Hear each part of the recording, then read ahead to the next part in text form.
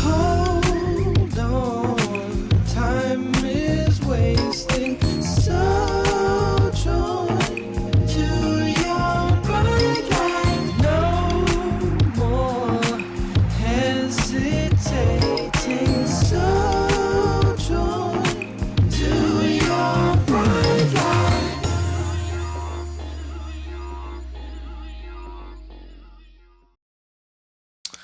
Thank you for coming back and checking out the Brighter Light podcast with me, Anthos, and the homie Chelsea.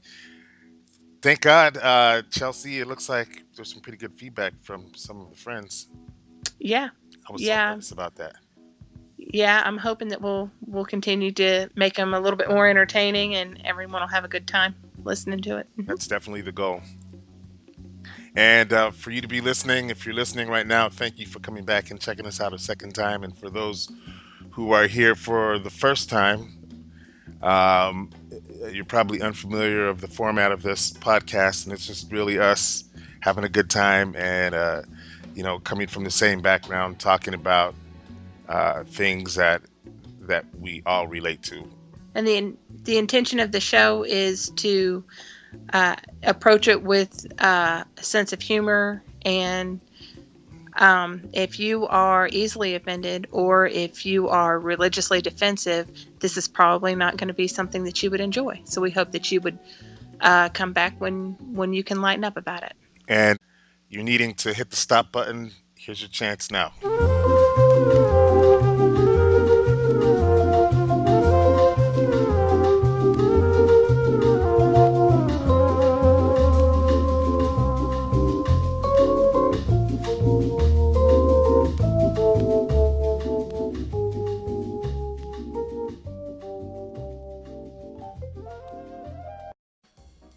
So what are we talking about today? Today's topic is going to be talk to the hand because I love you. Talk to the hand. In other words, disfellowshipping. According to some information that I have received from the Jehovah's Witness website itself, I would think that this is going to affect people that may be fading, or maybe inactive, or maybe never got baptized. I've read a program that basically surrounds loyalty, and I get the distinct impression they're about to draw a pretty hard line. Who's about to draw the hard line? The witnesses are about to draw a hard line. The Watchtower Bible and Tract Society, or the governing body. What, between disfellowship people and active witnesses? Yeah. Of course, I don't have any firsthand knowledge about what the talks will include, but according to the program that I've seen, which was actually from the jw.org website, there was a symposium that talks about loyalty, or showing your loyalty to Jehovah. No way. Mm-hmm. With unbelieving family members. See? With inactive, or what they would call inactive members. Right. What we would call faded. So let me get this right. What you're saying is, for those who are fading, they need to make the decision to come back or be treated like a disfellowship person? That's what the program looks like to me. It looks like that they're going to discuss loyalty, and one of the symposiums included loyalty and inactive family members. And where'd you get this information from? jw.org. Ah, okay. So this is public information. Yeah. Yeah. I was wondering if maybe you had some top secret inside person or something. Well, I do, but then I'd have to kill you. I had this fax to me this morning. For my inside Bethelite. and as soon as this podcast is over, I'm gonna have to burn it. If I get caught with it, I'm gonna swallow this pill. It's a Tylenol, but still, you get the point. Like I'm ready to go there. I'm ready to go. What do you think of those fading people? I think most of them won't have a problem. I think this will be the Jehovah's Witnesses making that decision for them, that final decision that they've always needed to make. Be like, peace. My feeling is that I know a lot of people that choose to fade because they don't want to be shunned. Right. And so But the end result is all the same, though. Well, I mean, some family members are able, or some witnesses are able to make a distinction. And I see this being really hurtful to a lot of people. Of course. And that's the whole thing about shunning. And I know that we have a fun format here, and I don't want to get real heavy with it, but from the beginning of mankind, survival meant that you had to be part of a tribe or a village or a society or something. And so the very basis of shunning is to kick somebody out of their community and threaten their survival in many ways. And so it's a really barbaric thing to do. It is. Lions do that. If there's a weak link, maybe an injured lion or one that's not as agile as the rest, they kick them to the curb. Don't let them be a part of the pride anymore. Damn, that's harsh. Yeah, anything that's going to slow them down. I think a lot of animals do. Actually, hopefully, we're a little bit more advanced than animals. This is an animalistic practice, apparently. Yeah, it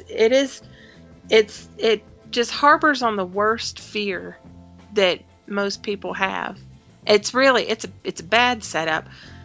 I know a lot of people that have faded, and the reason that they made that choice again was because they wanted to be able to give their loved ones that are still in the option. Right. And so they're faded. They're not disfellowshipped. They didn't disassociate themselves. And now that kind of gray area sounds like it might be taken away. And I just wonder how that's going to affect some of them. I know it'll be adversely, a lot of them. But I would hope that anybody that feels isolated understands that we are connected globally. All of humanity is connected through the internet in a way that's never been possible before. And really support is just a Google search away. Yeah. So, or a Facebook search, whatever suits you. But there's a lot of people that are in this boat, and they're willing. That's what I love about this community, is that they're willing to reach out and be like, yeah, it happens. You can make it. Yeah. And the terrible thing about disfellowshipping is this judgment that is put upon a person who's disfellowshipped and just cast them aside away from everyone. It really, in most cases, it doesn't seem like it's something that's well deserved. Oh yeah. I've heard of some really bizarre situations that people got involved in. Right. But I've also, I know someone who got disfellowship for smoking cigarettes. I didn't even know that was a thing. Yeah. I knew it was bad. Right. But I didn't know you'd actually get the boot for it. Right. Because if you think about it, whatever scripture they use to support smoking cigarettes should also apply to eating McDonald's. Or oh snap! That's what I had for lunch. And that's bad for you. I do, but it's so delicious. Exactly, same principle with cigarettes, right? I guess. I don't know. Are cigarettes delicious? I've never been a smoker. No, they don't taste good, but they're fulfilling somehow. Yeah. Well, yeah, that nicotine. Calm nerves, right? Yeah. Yeah. Oh, yeah. It's definitely something to get a hold of you. Right. But there's also so much. It's so arbitrary. Who gets disfellowshipped and who gets reproved. I don't know if they even do that anymore. And I know that in my congregation for a while, there was, I guess, maybe even a misunderstanding of how we were to treat reproved people. And so they would kind of be like disfellowship light, disfellowship light. You'd just be like, it was okay to talk to them at meetings and stuff, but you wouldn't want to associate with them too much outside the kingdom hall. Apparently that was the wrong thing, and so it ended up being pretty hurtful to some people that had been reproved. Of course, I might have been a little salty too. Yeah. I mean, You know? I mean, it's just a different version. The one version is the extreme version where you just cannot talk to anybody, which might be better because being reproved and you can talk to everybody, they're looking at you like, you piece of shit, you. We know you did something. Yeah. Like And the people that are saying that the loudest are doing the same damn thing every time. what, Every what do you mean? time. Oh, they're it was always kind of a shock when it was an elder that would get disfellowship. And I was like, how many people did you talk to about this? That you were on the judgment end of it. And then Right. now you're receiving For it. the I mean, same thing. You know what? You're right. As a matter of mhm. fact, I do know of a situation like that, and I fantasized about seeing him again, I- and is he in or out? I think he's back in. I don't even know if they reprove people anymore. They may not even do that. And for a while, I thought it was that I read something about that it might have been slander or something. Somebody might have sued him. Did you ever hear that? I did see something where a guy was saying, if you announce my name and from the podium at that Kingdom Hall, I will take you to court for slander or something like that.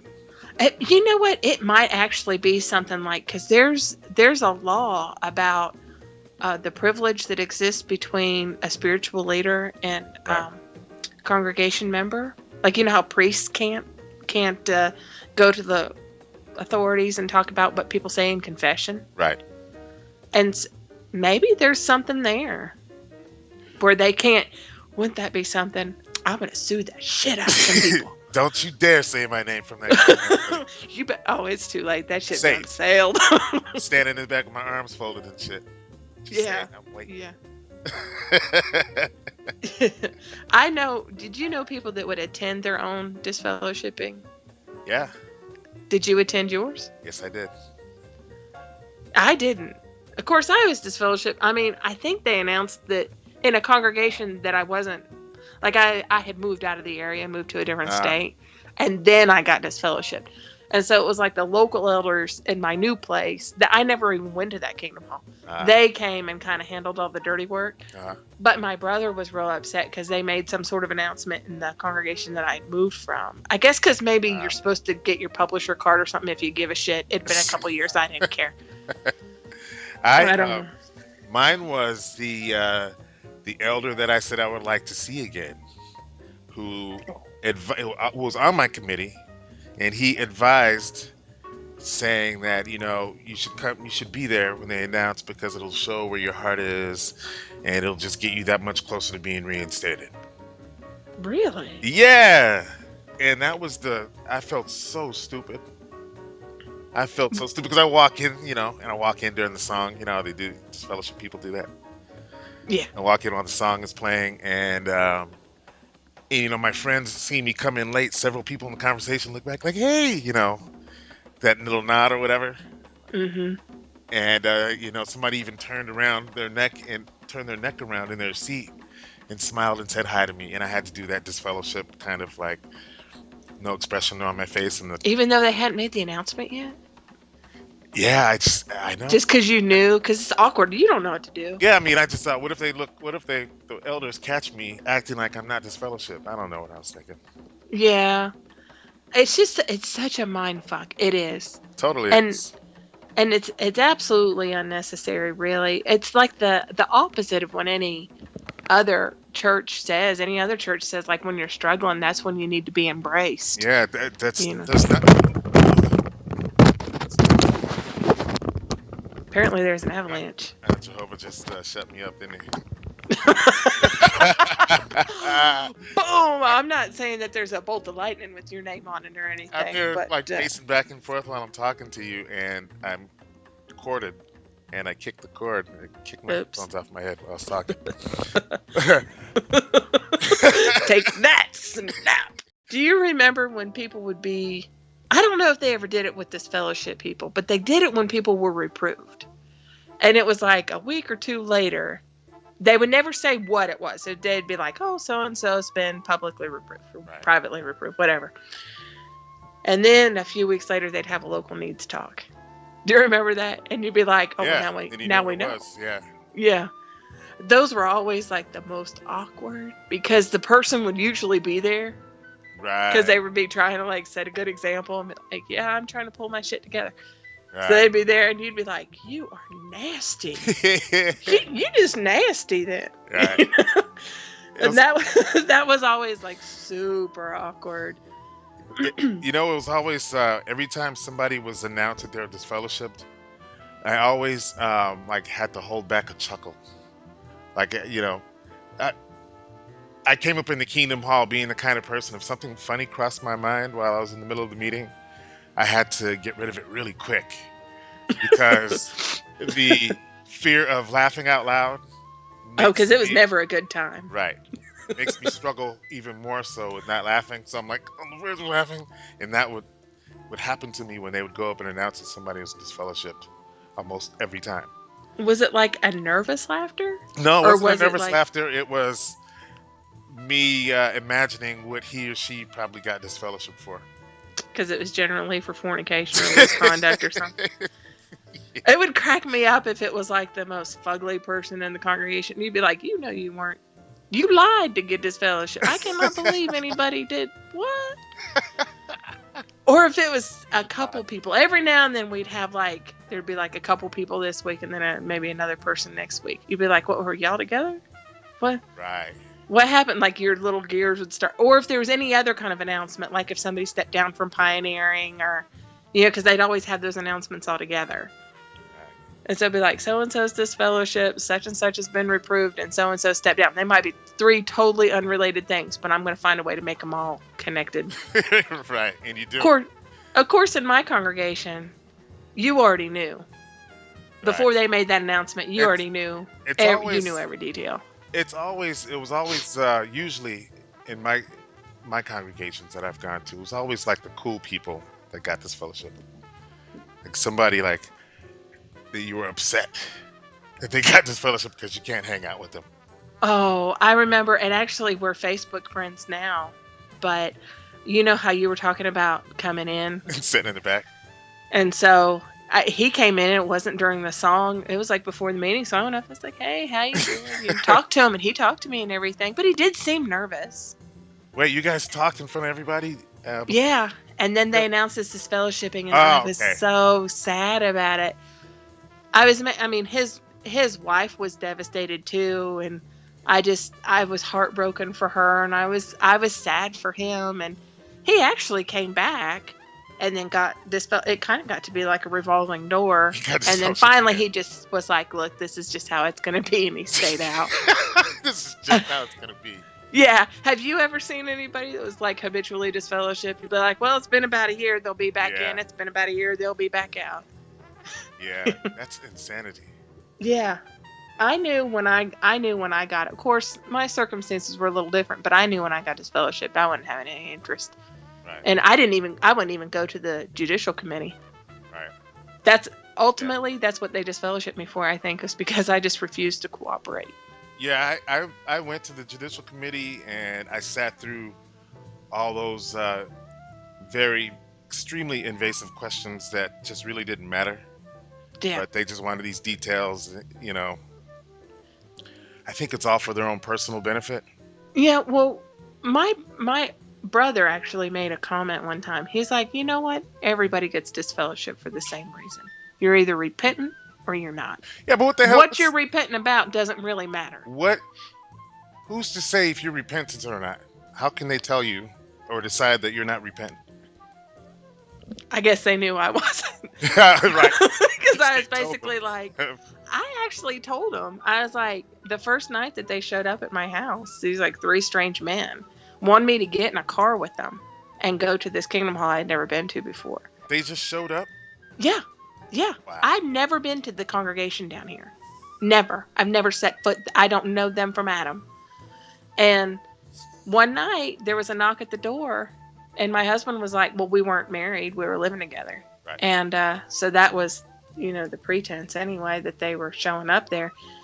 And he was like, hey, there's somebody here for you. And I was like, what? Like what? And I went out there, and he kind of stood behind me, but like a couple of feet, because he felt like it was respectful for him to give me a little space, but he didn't want to give them any space.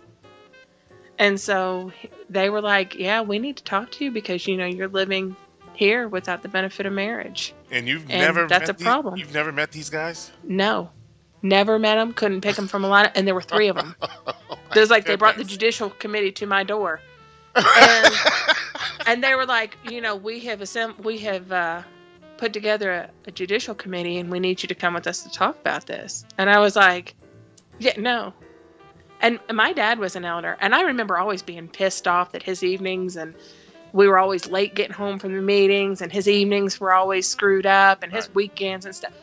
And so I was like, hey, you know what? Y'all get to go home and spend some time with your family, because this isn't a problem for me. Whatever it is for you, you can work out. Bye. And I was really disrespectful, but I was really very respectful. And you wanted to be respected at the same time. But I was also very clear. Right. Like, this is how it is. And so that whole repentant thing, though, really, how are they to decide for you that you're not repentant? I mean, what do they say that if they figure out how many times or whatever, right? I mean, I don't know. Would you do it again? Yeah. But I guess, it must be something like that, or is it something that you're continuing to do? Is it something you're capable of stopping? But I mean, that whole repentant, non-repentant thing, that's for their benefit. Right. That's for them to act like they're trying to help you, and that when you get to the point of being disfellowshipped, you don't want to be helped. Right. Listen, if I'm confessing to your punk ass, that's repentance. Right. Right. Yeah. But you have to realize, on the real side of things, is that shunning those of us that have walked away isn't for our benefit. I didn't benefit for a minute from that. Right.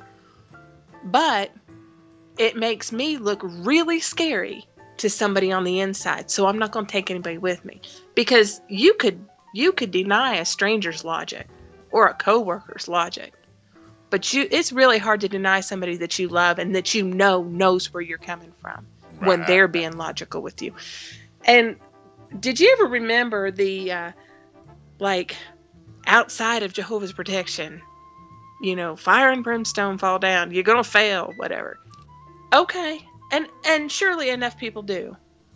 Enough people don't know how to manage, and they do make some mistakes, and it hurts. Right.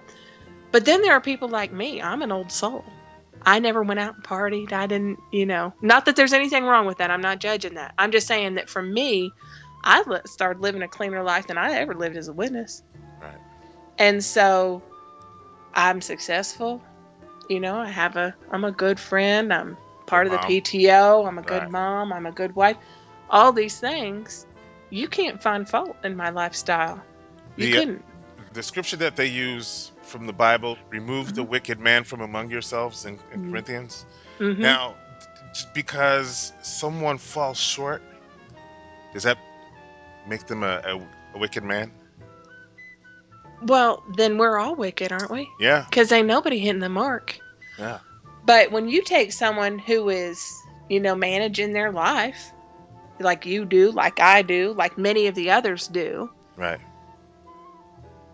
Then they're like, well, wait a minute. She's holding it together. Maybe she might be right. No.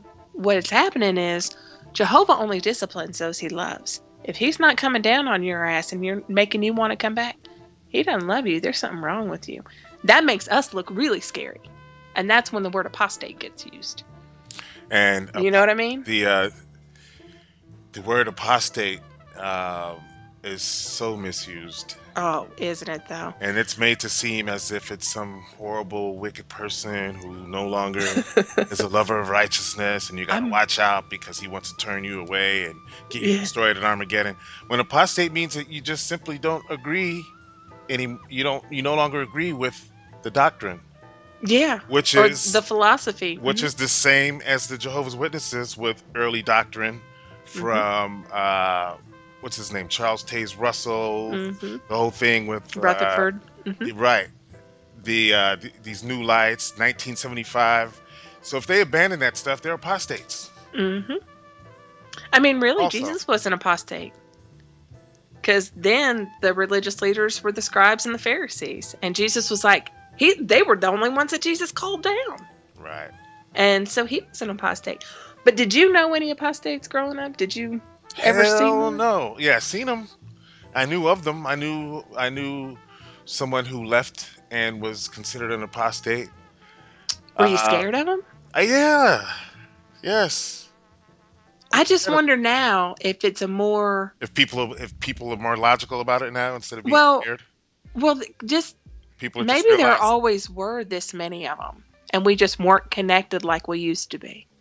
Like like everything was disconnected before the internet, and now we're all able to Right. find each other, and so maybe it just seems like it's a more mainstream thing. Well, there's more information so easily available that's making more people Yeah. wake up. Also, The only apostates that I ever was aware of growing up were like the ones that would picket conventions. yeah, those crazy, scary, demonic people. Yeah, don't read the signs. Don't even look. And then there was one I think that might have been. I remember having a territory, and there was an address written on the back of the card, Right. and it was like only elders because it was an apostate, and they didn't want anyone else to go talk to that person. And I think they called him a Russellite. Really. Yeah. So I wish I knew where that house was, because next time I'd be there, I might go see what's up. Of course, they probably did now because that was a long time Right. ago. But This guy that I knew growing up, he was in the same congregation as me. As the when I said I did know someone, hmm and this guy was my friend's dad, and so he was like a known active apostate. He was always like a Bible scholar. Like he was that guy that had all the information on everything. He studied it very well, so led to him seeing some inconsistencies. Anyways, I saw this guy who I hadn't seen in a while. This kid, or we were kids together, and he was telling me about going out in service. And he comes up to this guy's door, and he says, "Yeah, we went up, and we came inside, and they closed the door behind us, and then uh, I won't say the guy's name. He says he starts talking all this crazy apostate stuff, and I go to leave, and someone stands in front of the door, and I said, get away from the door." And then he moved, and we walked out, and we hurried down the stairs, and we can hear this laughter, and he's like, it was demons. You can just hear the demons laughing in the house. yeah, you might hear some I laughing in go, my really? in my door too. I'm like, really? You heard demons? He goes, trust me, those were demonic laugh. That was demonic laughter coming out of that place. It was really loud, and It sounds just like a Smurf. I'm sure they were laughing really hard, loud enough to be heard from downstairs. Yeah. Have I don't ever think I had a run in with an apostate. And I was pretty guarded too, but I would be awkward about shunning, like Right. if there was somebody that was disfellowshipped and then they like worked somewhere and he went in there. I never knew what to do. You just reminded me of something. When I got married, when we went and got our license, and we walked into the place, and this very, very good friend of mine that I grew up with in my congregation, we were very good friends since we were like 11 years old or whatever. And she was the person that had to help me, and I treated her so cold. I barely even Was gave her eye she was contact. disfellowshipped? She was disfellowshipped, and the person who was with me, I wouldn't even have known, and everything would have been fine. But the sister that came with us whispered in my ear, "Oh, I said something like, 'Oh, yeah, I know her.' And he's like, 'Oh, she's disfellowshipped.'" So yeah, I treated her so Like badly. she's disfellowshipped. There was a woman in our congregation that was disfellowshipped, and she was a cashier at a grocery store. Uh-huh. And I'd like run in there and run out, and I'd be like, do I go through her line? Because I don't want her to feel like I'm avoiding her. Right. which I was. I totally was. Of course. But do I go through her line? And I was always so torn because I kind of knew about her circumstances, and I really felt like it was it was just sad. The whole situation was just sad, and I understood that she was disfellowshipped, and that, of course, at the time I felt like it was her choice to be disfellowshipped, but I still felt like this is probably someone who needs someone to, say hi to her every now and then and act like Right. she's still a person. And so I would usually go through her line. I'd be like, "Hey, how you doing?" She'd be That's like, awesome. "I'm all right." And then when I was in high school, I had a friend. We were really tight, and like wherever you saw one of us, you'd see the other one. And she, it was her senior year of high school and my junior year, and she got disfellowship, and I was, real devastated about it. I remember my dad coming home from that elders meeting, and he cried. I mean, it was brutal, and it all turned out okay in the end, though, because now we're, back to being peas and carrots. But she came to the meeting a few times with her mom after she was disfellowship, and I'd kind of lean up where she could see me, and I like waved at her with one finger, and like gave her a wink, like, "I see you," I got my ass yanked into the back room. Over that I finger. got yeah, That finger. yeah, because I like waved with one finger, like my Oh. pointer finger. I was like, "Hey," and I gave her a little wink, like, "I see you," and That stuff should be um, encouraged, if anything, you would think. yeah, no. Little After the meeting, a little pat on the I shoulder, got like, hey, miss your buddy or something. yeah, I got a right after that meeting, the elder that was always on my ass about something Right. grabbed my elbow and said, "We need a word." And I was like, "Yep, I bet we do." And you knew it. So, You knew it was for that. oh yeah, I knew I was had. And so we went back there, and he said, "She's being punished, and this is Jehovah. And if you make this easy for her, you might as well just kill her yourself." And I was like, "That's really brutal," because we're like 16. That's you know how crazy that sounds. I mean, of Yeah, course, you know how crazy it sounds now, but yeah, I it do. just seems so logical back then, and Yeah, you I totally mean, accept that kind of crazy talk. yeah, I felt like I had it coming. I was like, yeah, I mean, I waved at her with my finger and gave her a wink. Yeah, I I did should that. not have done that. Jehovah's I should, me. Jehovah, yeah, Jehovah forgive me. That's terrible. I was really, and the thing was like, it, it was just so different how people got treated, and I just felt like, again, I felt like she had been railroaded, and you know, I just that was just a horrible situation Right. to be put in as a kid. You can't make that call. Right. And I've always kind of erred on the side of humanity. Like, I don't want to make you feel bad because I don't want to feel bad about it. Right. And ultimately, I think that was my saving grace because I'm still that way. I don't want you to feel bad, What and I don't want to contribute to that. what is the average?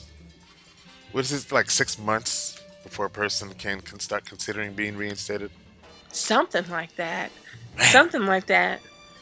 My brother got disfellowshipped when I was I don't know, I guess I was probably 13 or 14, and Right. he and his wife got disfellowshipped. Well, they were dating, and then they got disfellowshipped, and then they got married. So they were fucking, I guess. Yeah, I guess. And anyway, they got disfellowshipped, and it was like a devastating thing. My family, like, I moped around for weeks about it.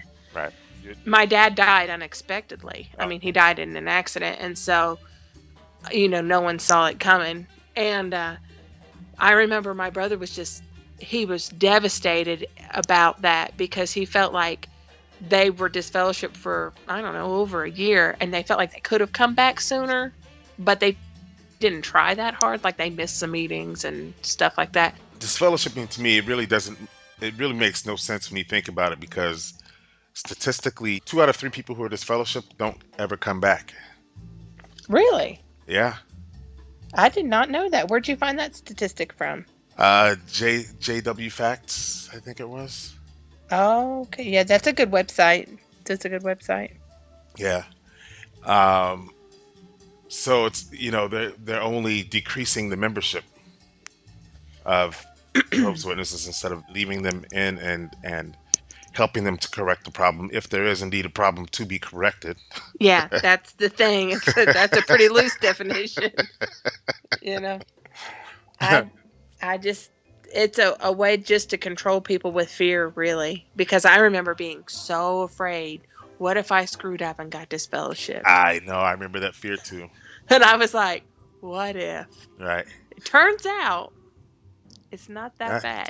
Like it didn't from one day to the next, it really didn't make a difference. But I was being good and shunned before I was actually okay. disfellowshipped, before anything was legit. And I've, because I moved away from the congregation I had always gone to, I think that my experience might have been a little bit different because it's not like I saw people every single day that Right. weren't speaking to me. And I think that would be a very painful experience. The only time I've ever really been shunned by anybody in my congregation other than my mother was at my grandfather's funeral. And he was never a witness and, barely tolerated the witnesses. And it wasn't in a Kingdom Hall or anything, Uh, but they came to support my mom. oh, nice.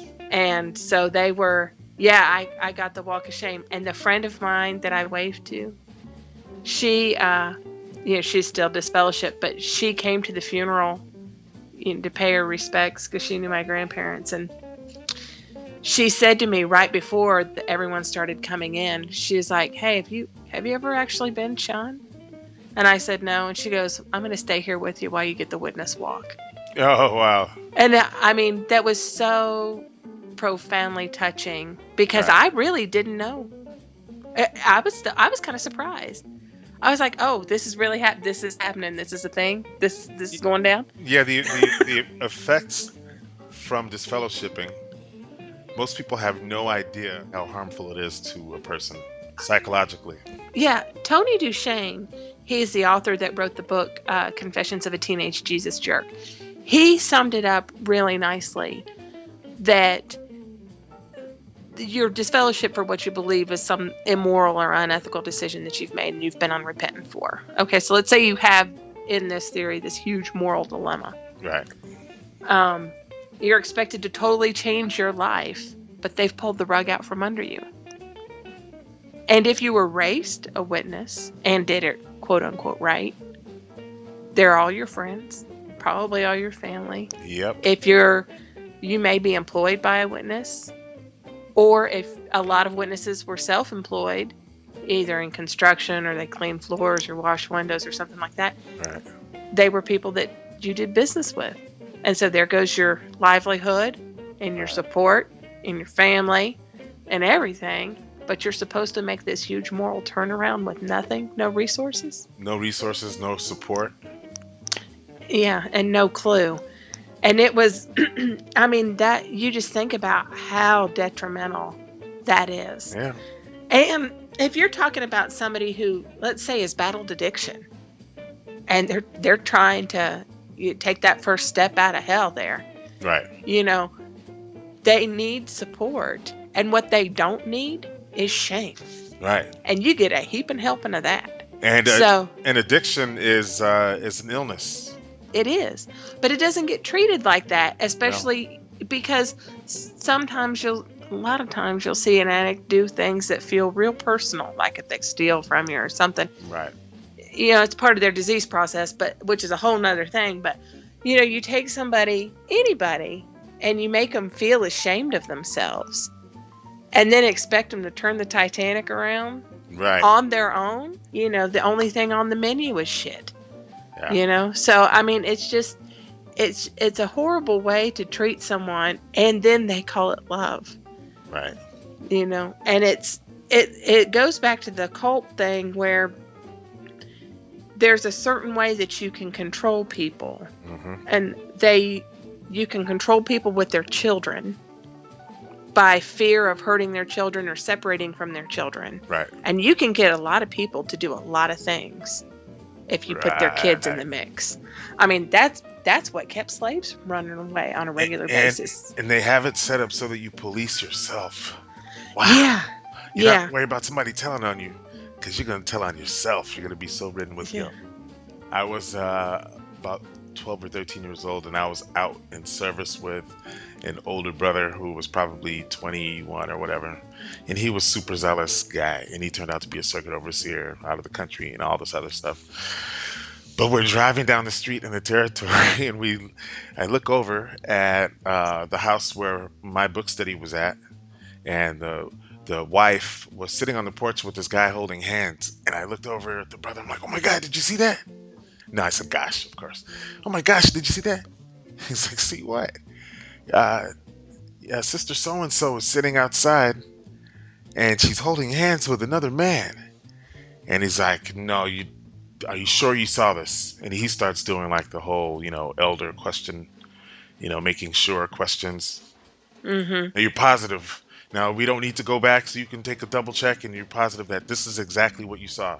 Yes. So you saw her, just reaffirming over and over and over. And he puts me in the position because I had to be the one to tell. And that Mm. was not what I had in mind when I turned up to him and said, "Did you see that?" Isn't it crazy how being an active witness, it's almost like wherever you go and whenever you're gonna do something that's kind of questionable, Yeah. like what is the first thing you do? Is you Y- look around, you wonder if there's a witness around. Yeah, like if you go to an R-rated movie, Yeah. You look and see if check. anybody else. You might buy a ticket for a PG-3 or a PG-13 movie, and then sneak down the hallway, go to the R-rated Right. one. But It's you're so always dumb. Yeah. paranoid and just peeking over your shoulder constantly. Can you imagine how it is now with all the cell phones? People could just Oh, snap a picture of you. yes. Mm-hmm. I didn't I'm even. glad I did not live during that time. Mm-mm. Yeah, I wasn't in during then. they're probably emailing or yeah, emailing proof as it happens. Yeah. It's done. Just email with Yeah, a it would description of what they just saw, super bad. video in it. Yeah. Woo! I would be like a nervous, paranoid wreck. But Totally.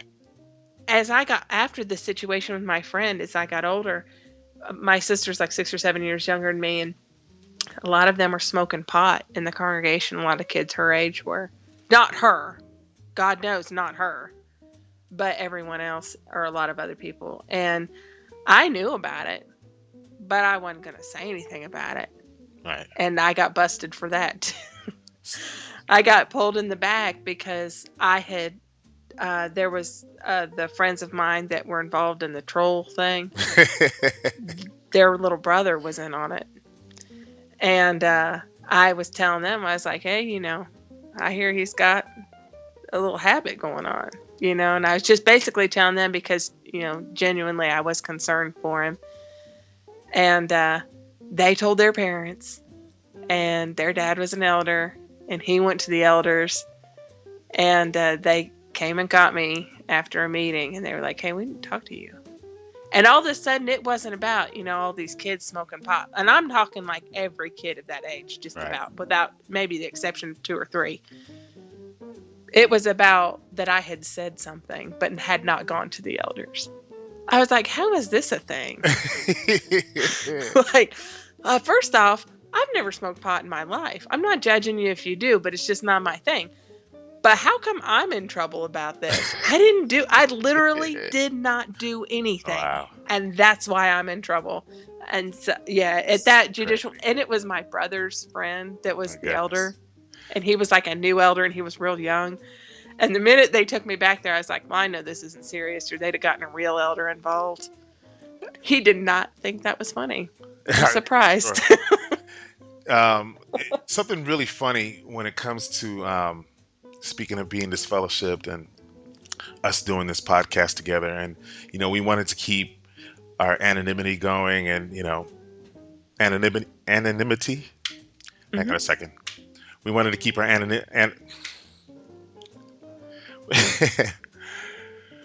we wanted to remain anonymous as we did this, and I thought about it later. For what? But I am not friends with any of those people anymore, and they want nothing to do with me. Why do I care what they think if they hear me doing this podcast? I don't think I care that it's going to hurt somebody's feelings, but I don't want anyone saying something down the line. Like, you just don't know once you cast that stone. I Right. don't want anyone approaching my kids and telling them I'm wicked or being destroyed, or I don't want to give anybody any ammunition to To say use something stupid or do something stupid. or do something. Yeah, Didn't you because hear of I someone know. that we know Hmm. who had a, Scary a experience. Uh knife huh. through his car door or It something? was a What's his car? screwdriver. And Yeah, slashed his tires. they vandalized this car, and he was getting death threats and things. There was a Watchtower article that has actually said that back in biblical times, apostates would be stoned, Ah, so and not in a good way. there's Yeah. the justification. And so, The like, justification's right there.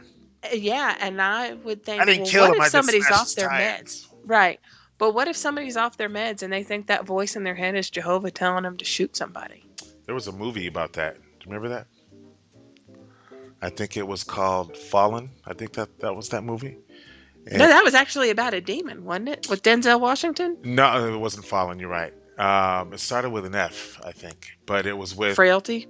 Frailty. Mm-hmm. And it was the guy who thought that it was his job Yeah. to go as God's hand. God's He was the hand. God's hand killer. Hmm. Oh my god! Yeah, That's a good movie. and that's exactly what you're talking about, right? Well, or something to that degree. Yeah. I mean, you just don't know, because you are dealing with kind of a group that's insulated, Right. and they kind of have like a high rate of psych diagnosis that are generally untreated, And untreated because it's kind of frowned upon. because it's a Right. spiritual weakness. Right. And so, yeah, I'm not trying to mess with those fools either. Like, okay, Right. they just I'm sorry I offended you. If we offended anyone today, we're sorry. yeah. And if you want to send Please don't kill me. right, Please don't boil a rabbit in my spaghetti pot. That's a totally different thing, but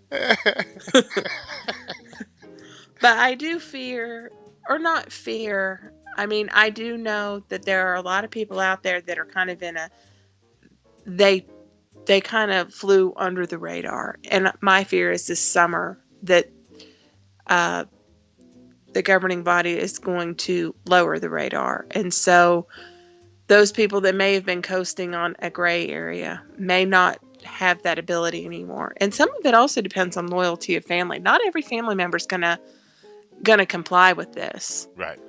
So I know that when you're first out, it can feel really dark, like that you're all by yourself and you don't have any support.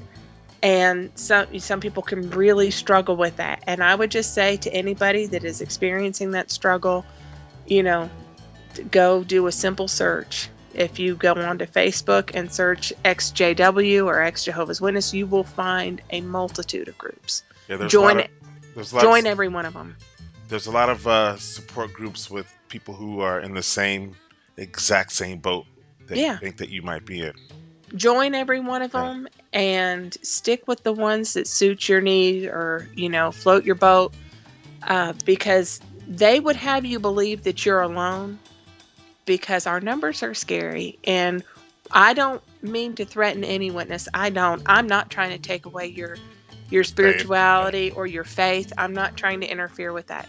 But what I'm saying is, if you're inside and you're looking out the door, we're waiting for you out there. But you have to walk out. That just sounds like a scary invitation, no matter what, I think. As heartfelt as it was. No, I think Basically, we're out waiting there for to you. support you. No, I How know about what you meant that? by that. I know what you meant. Yeah. And I know that Yeah. they know what you meant, but I mean, the way that it's taken at the end of the day.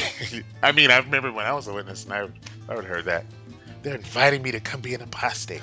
I'm not. I'm saying if you walk out that door, you're not going to be alone. That's what my point is. Right. Like, if you're walking out that door, you're not going to be alone.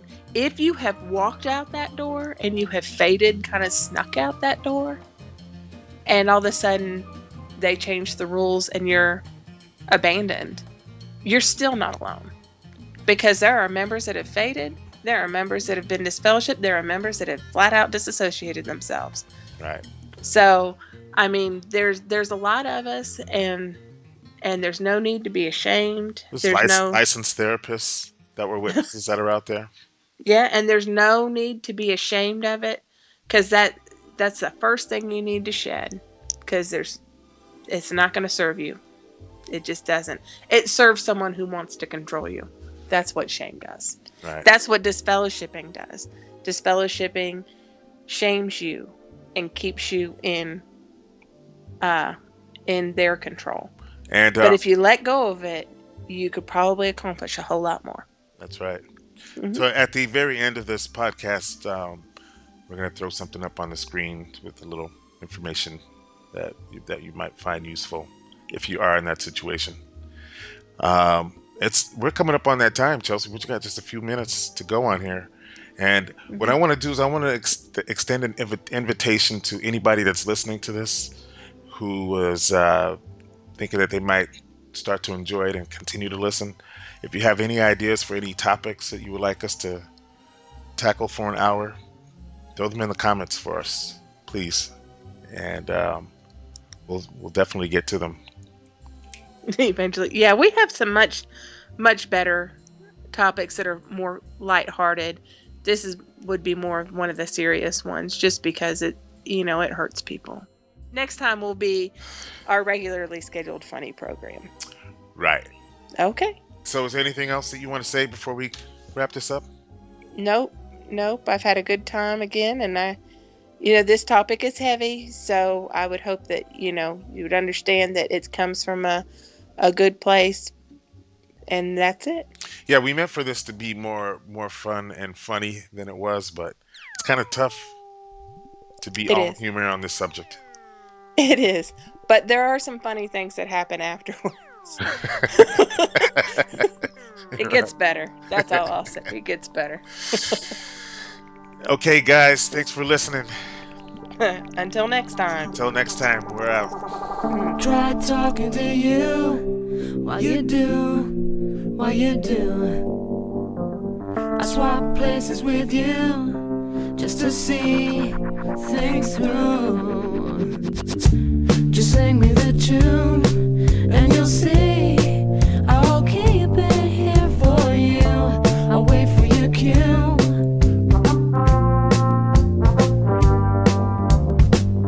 Wrote down all the words, black and white, in a row. Just keeping it so, yeah, you know how it goes. No plans for a change, nothing strange, no, not today, no way. Now sing me the tune. Cash in and throw it all away. Never needed any of it anyway. So you twist, then you turn, comfortable fool you'll never learn. But you can take a stand, forget all about the plans. California rolls.